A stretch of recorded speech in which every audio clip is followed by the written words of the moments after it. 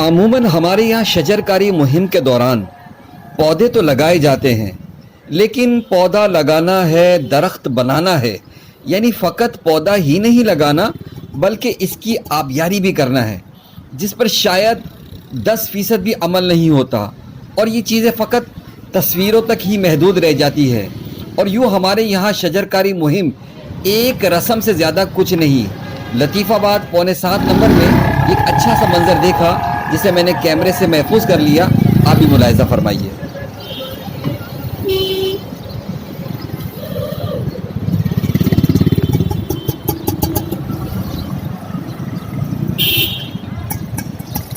क्या नाम है आपका? मेरा नाम नूर मोहम्मद। नूर भाई, ये पानी दे रहा माशाल्लाह से पौधों को, ये किसने कहा आपको?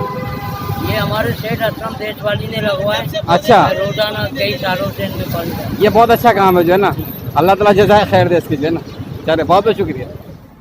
जिस तरह यहाँ पर ये पानी दिया जा रहा है, मैं उम्मीद करता हूँ कि इंशाअल्लाह आने वाले वक्तों के अंदर आप यहाँ पर लहलहाते दरख्त ज़रूर देखेंगे। वॉइस ऑफ हैदराबाद से मोहम्मद इमरान।